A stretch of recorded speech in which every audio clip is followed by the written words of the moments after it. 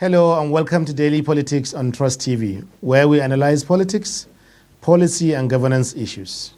I am Suleiman. Today on Daily Politics, we revisit the report of the Judicial Panel of Inquiry set up by the Lagos State Government on the controversial Endsars protest in October last year.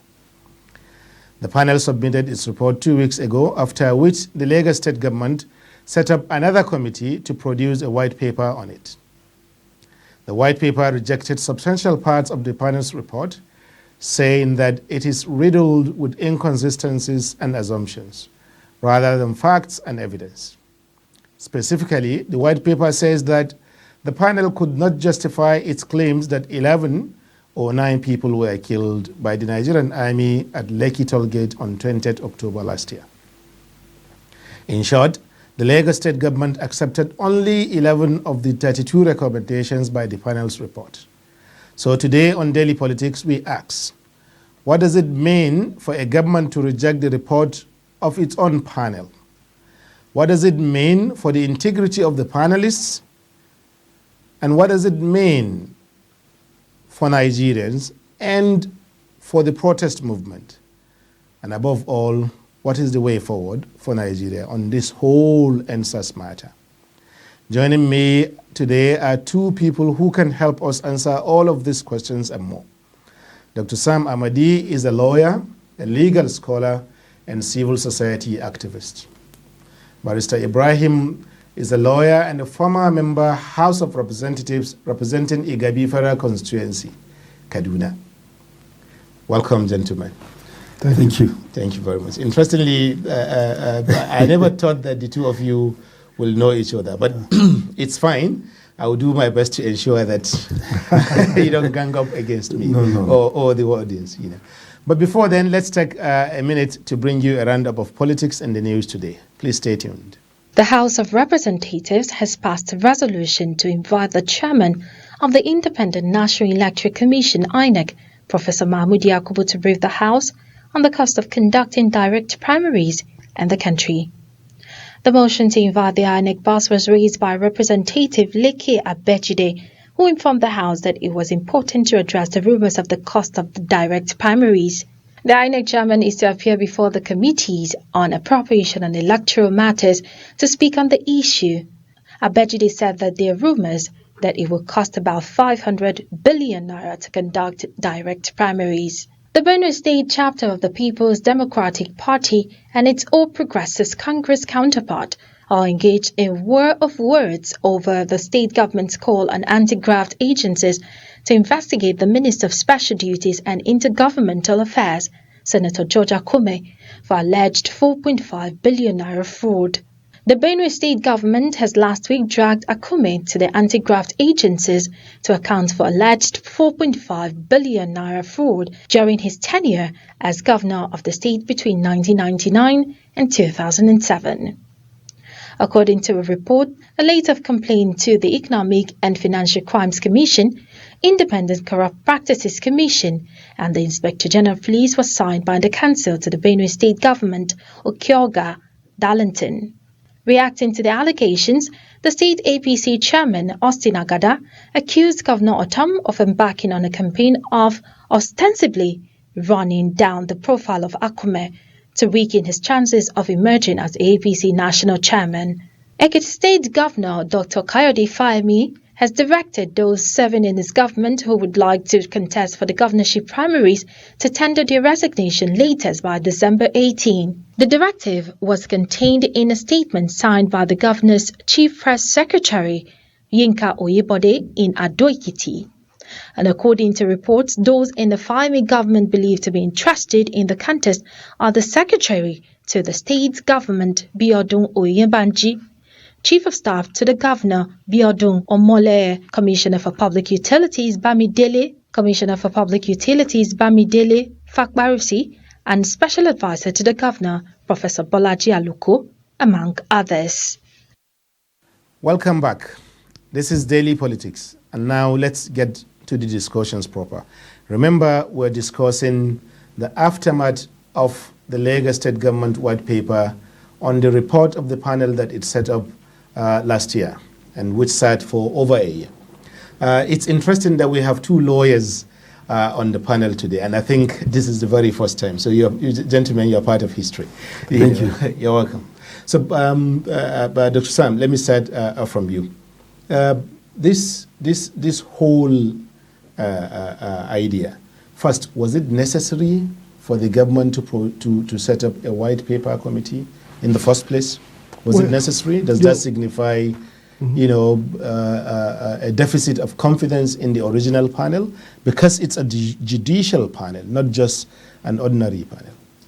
I think the tradition of white paper, maybe it doesn't follow from if you look at the Inquiry Act that provides for setting up of judicial and other panels of inquiry, it does not provide that a report of the inquiry must be subject to judicial, so-called white paper. Okay. By the way, the white paper is not a judicial or legal requirement as such. It's a bureaucratic process in the government, executive branch of government, where a white paper helps government to streamline and define what's to be done. And once it says a white paper, it means that it has received the approval of the structure of the government. So that several things that come in the white paper, recommendations, policy issues. Okay. So once they enter white paper, the white paper is now seen as official report of government accepting or codifying something in an official record. But the report of a judicial panel of inquiry, set up proportion to the panel of inquiry law of each state, is already fully armed with legality. Now, it's an inquiry, it's not a court order, so it's not self-executory. Therefore, it's not like, we went to court and the court declared that X must be, so court can say, other people who died, we accept that people were killed wrongfully, paid the compensation, in which case it doesn't require, except to appeal, it doesn't require any other intervention of government. But the report of the inquiry is legal, to say that whatever it finds can be read upon as a legal finding. Okay. But it requires application. First, the government receives it, and why do you need a white paper? White paper is actually helps. White paper is a process by which those recommendations are now put in executable form. For example, it can say government should forbid the use of arms, one example, in positions like this. It may require government to enact a law. Yes. It may require government to take other actions. So a white paper will streamline and say, portion to this recommendation. They recommend that government should set up an act and say a proposed bill to the Lagos State Assembly. So the idea of a white paper is not necessarily to contradict the original report. It's actually to make that report actionable for government. So when government sets up a white paper, it simply has accepted these are the things, because some of the recommendations may be things that government cannot do or beyond the government. Some may be for federal government, some may be generally advisory issues or other parties. So the white paper says government now commits to taking these actions specifically to implement that report. So we don't normally see a contradiction between the report of a panel of inquiry and a white paper. We don't normally see a contradiction. We see maybe choose some and leave some. Yes, but now, Barrister Ibrahim Bello, you've been in government, but also a lawyer at the same time, and also a politician. That's important, because maybe politics is an important element here. And as Dr. Sam said, we don't normally see a contradiction between a white paper and the original panel report. In this case, it's not just a rejection or even a rebuke, but a sort of throwing out the whole report out of the window. Why? Thank you. You see, as my learned friend has already, identified so many other bottlenecks in respect of all these things. Yes. It's very, very strange to see a kind of panel of inquiry or judicial inquiry as what's sustainable in Lagos now, and to come out with so many kind of discrepancies. Because as you have said, this is a political atmosphere. Okay. Whereby before these reports come to public, the government is supposed to go extra mile through their legal departments and what have you, to make sure that all this kind of thing that is now out created a lot of public insinuations and what have you, causing embarrassment. Because as my line of has already stated here, these are things which we expect the white paper to come out with something which it will make the government to do what is needful, to create maybe preventive measures to look at the situation, because it involves federal officers. We're talking about Nigerian police. This is a federal government personnel. So if you look at even the senior advocates, they're of different kind of views that what the Lagos State government did, that they're taking 11 out of 32 recommendations. Some of these things will report to the federal government for their own kind of process, whereby the state government, they will not take on other ones and treat it internally. You see, all these things are supposed to be done before this thing is out of the public. Okay. To make sure that things is going well. Because when you talk about a mob, riot, or what have you, even though constitutionally, Nigerians have the right of free demonstration, to protest, but amicable protest, not to go into violence, killing of people, barricading roads, what we have experienced. But in this respect, there's a lot of insinuation that some people have been killed. And when you talk about mob or riot, when you say some people have been shot, corpses, where it was burned, places whereby it can be, discussed, photographed, visited by so many committees, it can be cited. But in situation where it becomes ambiguous, that there's no more corpses. Some are talking about 12 people died. Some people are saying it's 20. And this thing passed through a lot of investigative processes up to when this report is submitted. What should come to the public domain? And there's some questionable instances there. So, in law, generally, when you cast doubt, even before this goes to court, that doubt always resolved in favor of the accused person. Okay.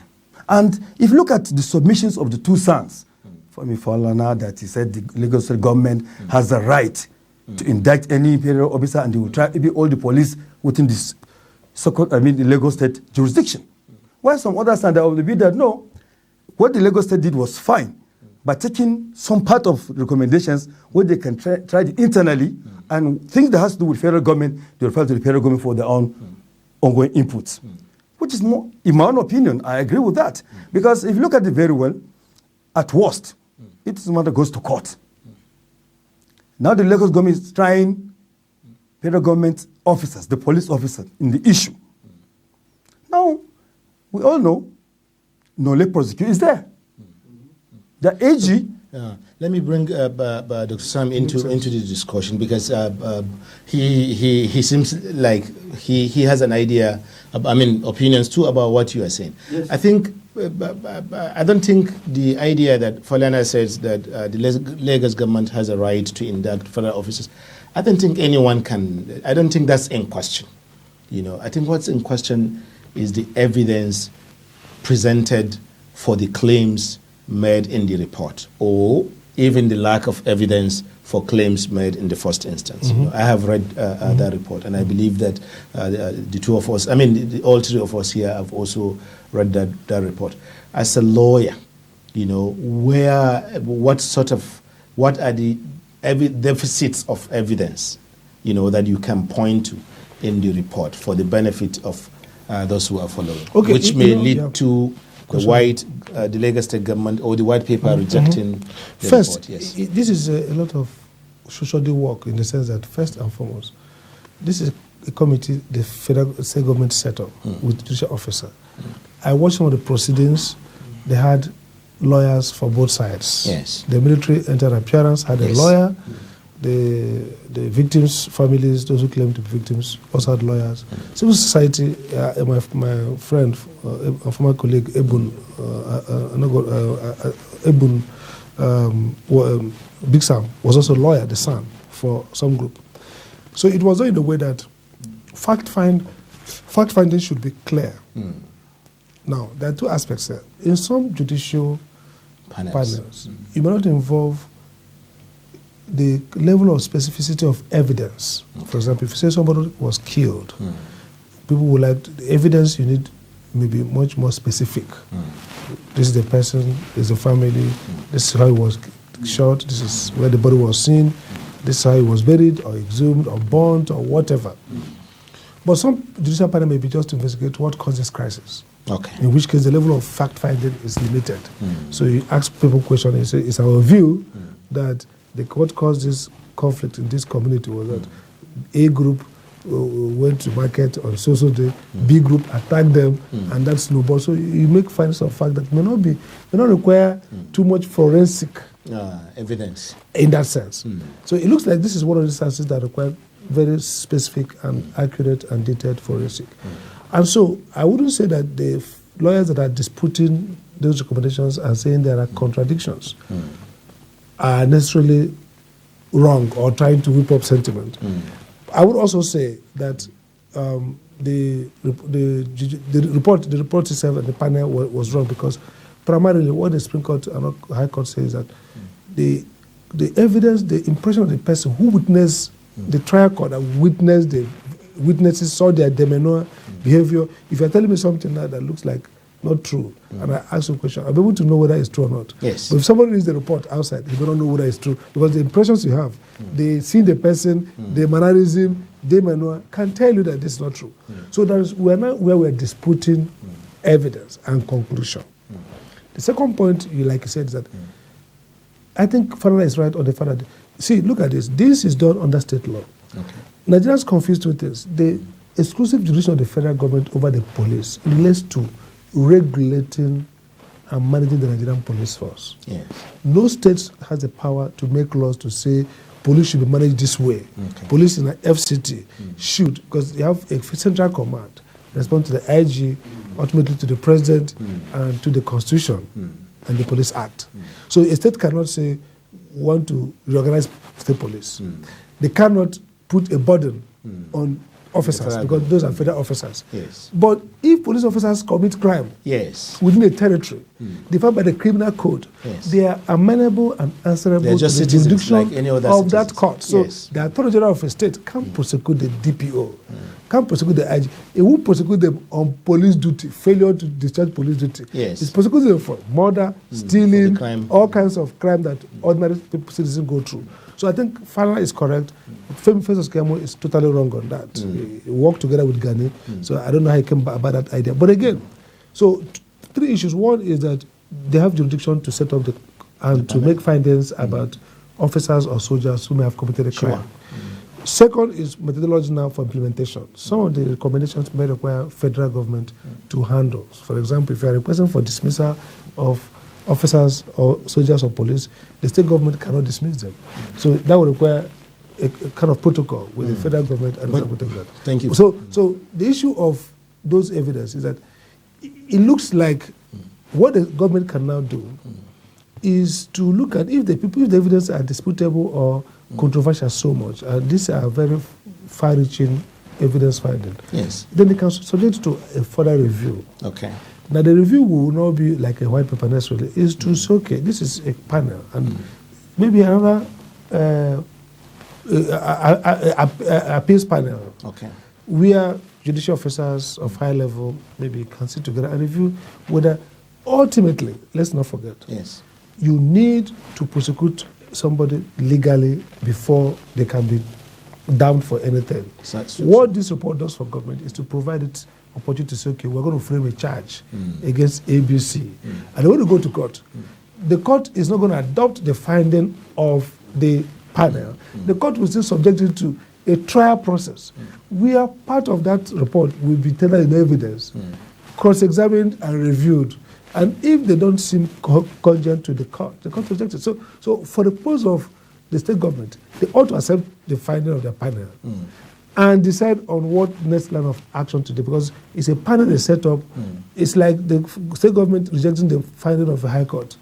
You can appeal, but at this point, it's supposed to be taken as what the panel reported. And so it's actually strange for them to reject it. And I think that's where the whole significance of the case is, isn't it? Because the report is saying that the Nigerian army have conducted or have, behaved in what they call a massacre in context. Yes. That's the conclusion. That one of the major, perhaps the most important conclusion, right? The most important conclusions in the entire report are in fact two. One, that 9 or 11 people, because in some places were killed, as against the claim by both the state government and the federal government that nobody or one person or 2 people were killed. So the report says that 9 people were killed, And then second, it said that given the nature in which these 9 people were killed, that killing amounts to a massacre in context. Yeah. That's a weighty conclusion. Yes. Given that, is it not important for the evidence tendered to reach such a conclusion to be unassailable as a lawyer? You see, when you now make a kind of accusation, it must be realistic. You can't do boys of accusing people of frivolous kind of accusations. It must be direct, because this is let's say it's like a mob, but there's a kind of inquiry afterwards. And I've said it before, when you're talking about killing of human beings in high numbers, even if it's not even 9, even if it is 5, yes, generally, unreasonably, were expected to see, even if the corpse were burnt to ashes, some family members can come up, with this kind of with their challenges. But these are kind of discrepancies is so incubated within this issue, to the extent that the panel, as I've said before, yes, I believe maybe they have used all avenues. They found that there's nothing they can do to bring out these even discrepancies out, which caused a lot of kind of public ridicule. Because if there's certainty about what is obtainable, the report wouldn't be like this. But you can't just go about saying 1, 2, 3 have committed an offense, and you cannot justify it. And in totality, upon all these committee of inquiries, judicial inquiry, with the white paper, what is the next bus stop? It's trial. And constitutionally, presumption is there. Of any person who is accused, if he denies that allegation, the onus is on you to prove that case beyond reasonable doubt. So if there's any doubt, I've said it before, that doubt will be in favor of the accused persons. So if at this stage now, you could not be able to ascertain, convince even yourselves before the public, because this paper, white paper and other report is out, and people are not happy with it. The people that serve the panel of inquiry, out of 32, they're picking up only 11. So what does that mean? They are challenging their own reports. And have in mind that some people have been accused. And all the documents perused, within the whole process, as my learned friend stated here, so we use in examining these accused persons. You do think it will hold water? Very difficult. Why? Because when we start experiencing this kind of doubt, when there's a doubt in the mind of court, that doubt must be resolved in favor of the accused. It's a trial law. So this is the problem we're facing now. I prepared the government not to hustle, not to rush themselves in bringing this kind of report. They should go through it.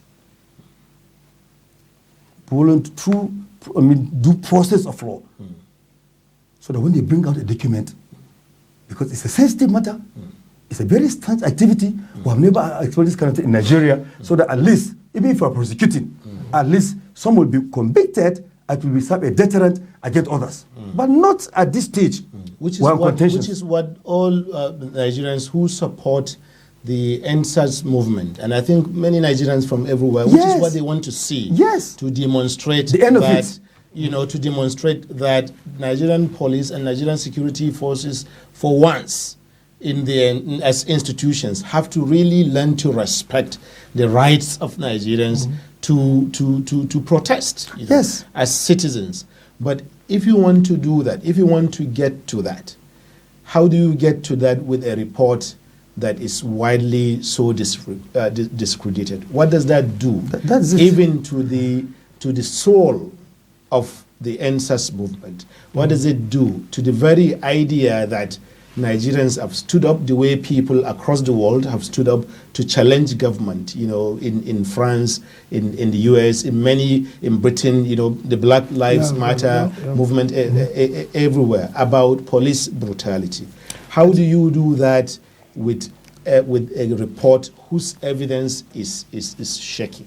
Does that have an impact on yeah, it does. It does. I think it's unfortunate that the report is caught up in this, trapped in this quagmire and this controversy, because essentially what the report should have done is to close out this process by creating certainty and, for everybody, ending impunity. So because everybody has interest in seeing a fairer, more constitutionally oriented policing all over the world, not just Nigeria. Yes. In the US, people are also dealing with challenges of unfair policing or brutal policing, or even unconstitutional, or even policing that violates human rights. So this report is unfortunate. Again, one might argue that maybe this report mirrors the political division in the country.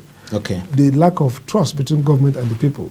So it looks like the Endsars movement people, if you look at the public comments, social media reactions, the Endsars movement people, or those who are sympathetic to Endsars, seem to appropriate this report as credible, as this is correct. And those in government, or those who think that maybe the Nigerian state is being singled out. But isn't that all the more reason why the report needs to be credible? You're right, but and to be seen to be credible? But that's also a problem with credibility. Yes. Okay. Because credibility often turns on political perception. Yes. I read Barrister, the son, the guy who was for Lagos State government, came out, a very sound guy, one of our friends, used to be an activist, our activist friend then, to say, challenge this report. Okay, people say, oh, he is working for the government. So in public imagination, anybody who says the report has problem is enemy of the masses. In the government perception. So you've seen a division now. For example, Sajawole is caught up, trapped in a dilemma. He wants to do the work for justice or work for peace. I say, work alone. People say, all the activists are pulling out and say, we're not going to be with you, musicians and artists. Why? Because as far as they're concerned, this report is credible. Now, the other people that said, so the point you're right, the lack of credibility or the lack of consensus around the integrity of this report undermines the project of accountability. Because at the end of the day, the police or the military would find excuse if they didn't want to. They say, okay, well, the indictment is being contested. It's not credible. So the kind of internal purging which we think should happen. So as to make this event a turning point for the whole relationship between Nigerians and security agencies. Because for Nigeria, a transition to better policing is not going to happen, unfortunately. Again, I think part of the crisis is also because the Nigerian institutions have not developed the character of internal management of their crisis. Look at what happened with Abu Ghraib in Iraq, when the American soldier had camp and brutality and all kinds of sexual violation. Was reported. The military high command stood up on the damage, put in mechanism to, you see, even if it was 3 people, whenever the military can, even Guantanamo Bay, military can make mistakes. It's not that the commander-in-chief or the state governor says, go and kill these people. Even if they kill the people, it might be overzealousness, it might be error, misjudgment. What happens is that the state takes ownership and puts in place administrative procedure to say either it's compensation, either it's an apology, either it's some internal reform that will now cultural change, exactly. Training. So those things would save us all the conflict and help us to learn. Mistakes can happen. So what we've done, we've too much politicized this incident that government and citizens are kind of at dog and drum. So a report has now considered the report, making it easier by creating finality. The report now, with all the attack against the report in terms of evidential, clarity or lack of it and all that, now creates additional instrument of conflict. So instead of being conflict mitigation and resolution, it's now of the situation. conflict. So we're not quarrel among ourselves. So those I think for and against.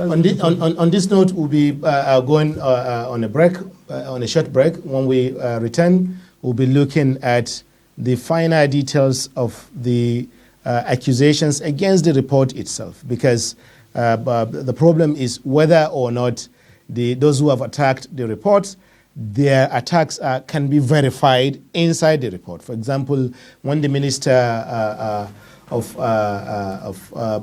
his name? The Minister of Information said ABCD that, accusing the report and the panel, whether those things can in fact be verified or verifiable within the report for those. And since we have two lawyers here, we will be discussing that. And of course, what that means for the future of judicial panels in Nigeria. Stay with us.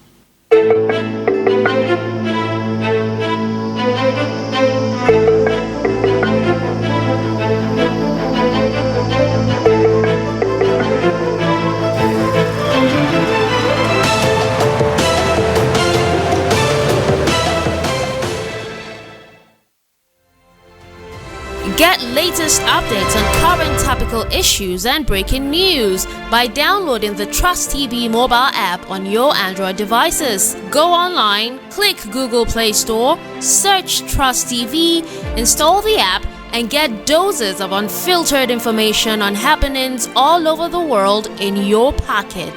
TrustTV, documenting the Nigerian story.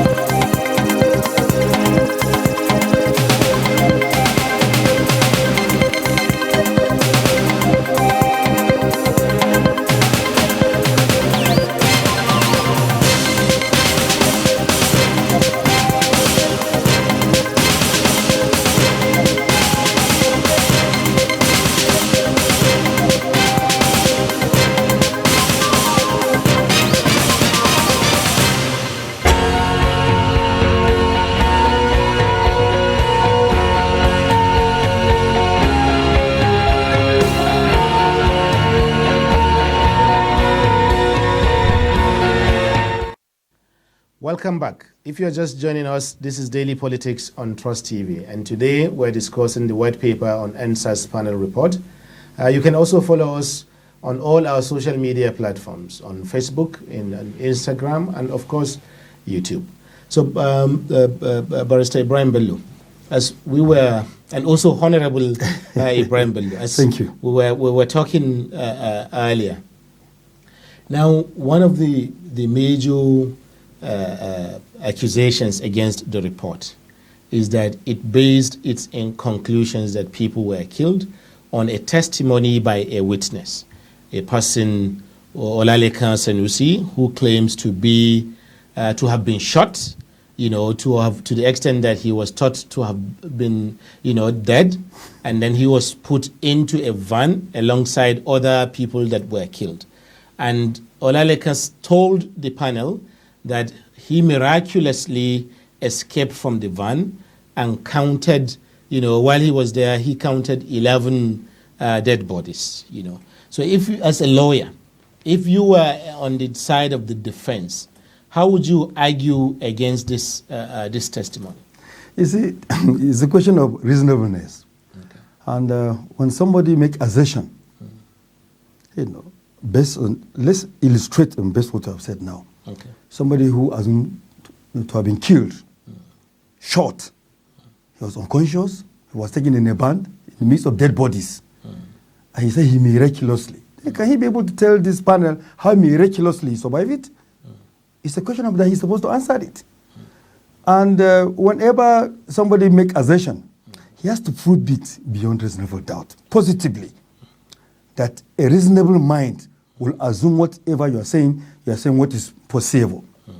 Because you cannot just come and say that you are shot, you are dead, you wake up, out of almost 9 bodies, you are the 10th dead body, you count them under the agony of pain. You're able to count dead bodies. You're able to know that these people are dead. You're not disabled. When you escape, how do you escape it? So there's so many things which is put on trial, as I've told you.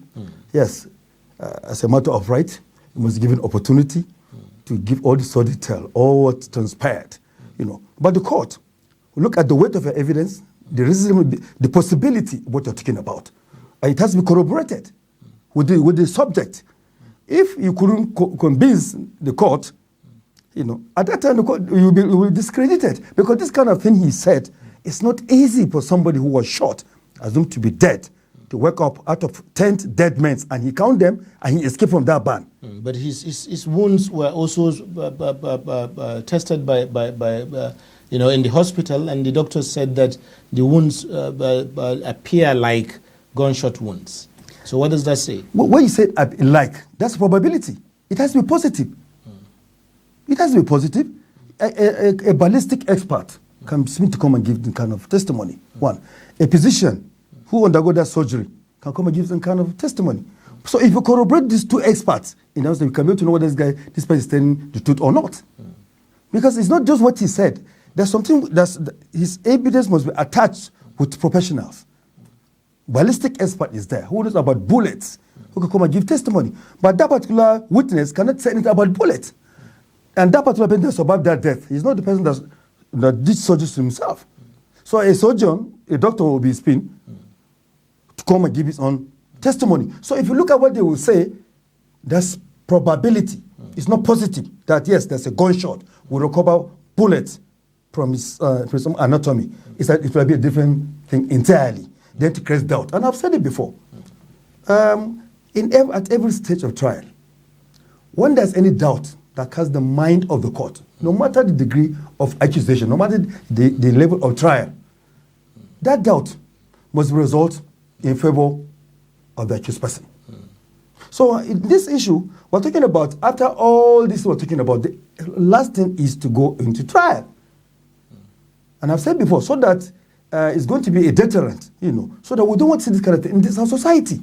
So when you couldn't hold a culprit, when you wouldn't get a suspect properly, when if he's discharged and acquitted, then what are you saying now? Who are you going to punish? And look at what's happening, even the society, the public, even the legal, are not happy with that report. Some, there's political intrigues in it. Some are happy with it, and some say it's doctored. So when are you going to commit the negotiations about this issue? Even those people that set up the panel, they discredit some, taking 11 out of 32. So a reasonable mind will have a lot of thought in this issue.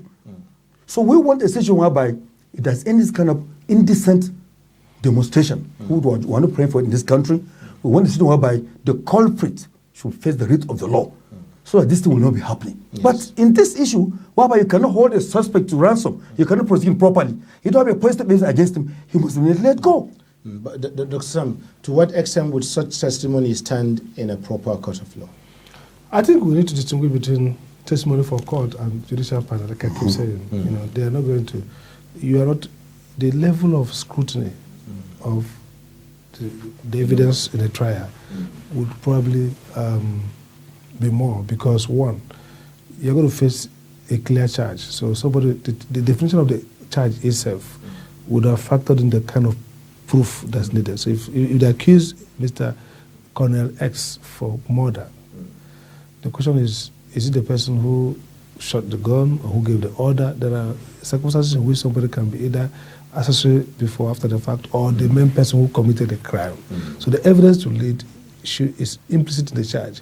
And then prosecutor will look for, like you talk about, when we look for ballistic, you have to bring ballistic expert to establish that this firearm and this shot caused this. And also, a medical doctor, we've seen what happened with Judge Floyd, who we watch international trial. But the committee is recommending trial of the that's the point. So at that point, yes. At the recommendation, so what the committee should do is not beyond reasonable doubt. Okay. At this point, it's a recommendation. Just for example, now, assuming this happened and police, let's assume there was no panel of inquiry, and the Lagos State government felt so bad, and the police goes and arrest. Let's assume it was individuals who shot these individuals, maybe thugs were recruited and they shot people, and Lagos State police arrest people and make up their mind as a tribal issue.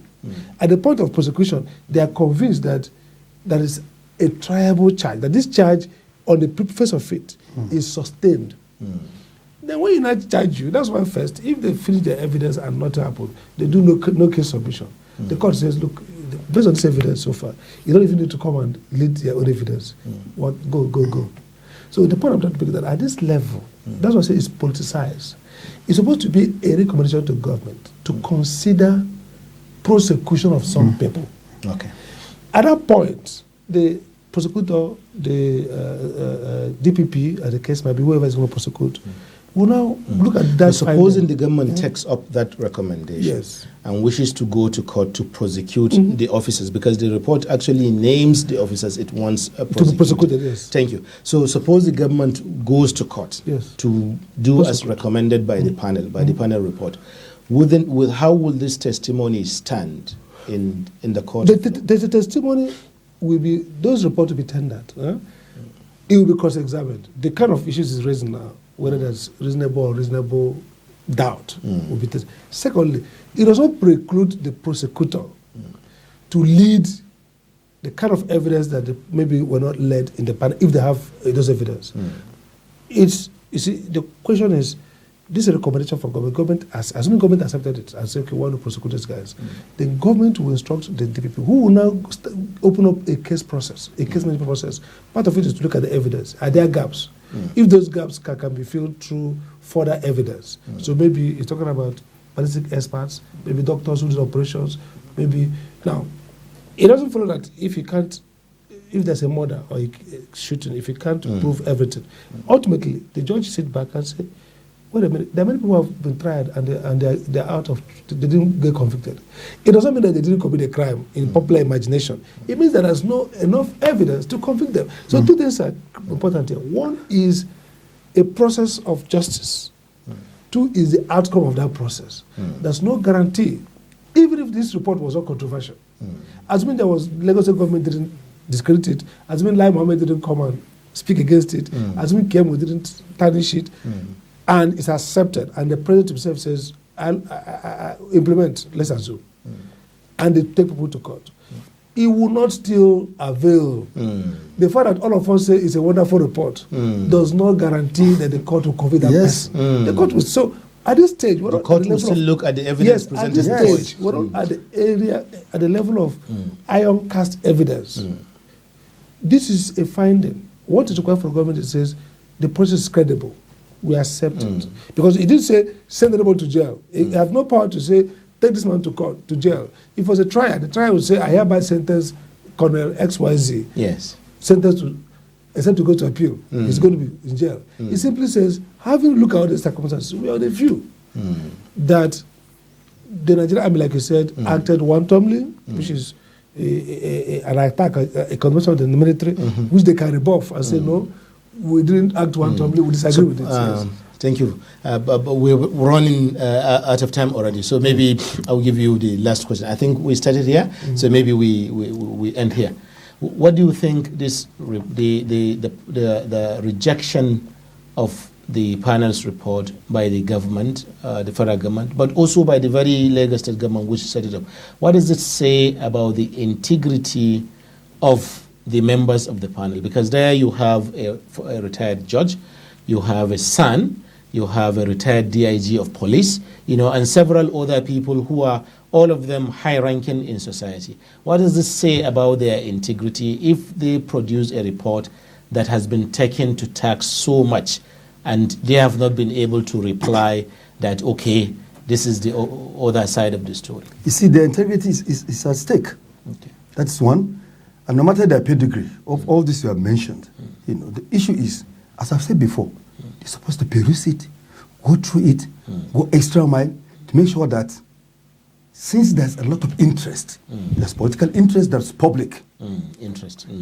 And these people you mentioned of high caliber, they have experience of this kind of issues.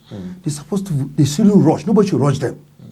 So they'll be able to look at the pros and cons of all the issues, so that at least if this issue is submitted now, at least the public outcry will be minimal. Okay. But now, even the government was able to take in only 11 out of 32.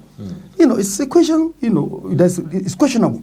So there's no credit, which means to their own, the responsibility they have discharged. So it's my candid opinion that, you see, in Nigeria, this that happened in Lagos is so strange to us. 10 more seconds. Yeah, and we don't want this to happen in other states. So if any other people who have on this kind of disabilities, will be very, very careful. Look at the political interests and the reality of issues. Because at the end of the day, the highest thing the government will do is to recommend the matter for trial and in court. You don't bring about any political issue in trial. That's the position of things. So now it's unfortunate that people are not happy, with this kind of reports.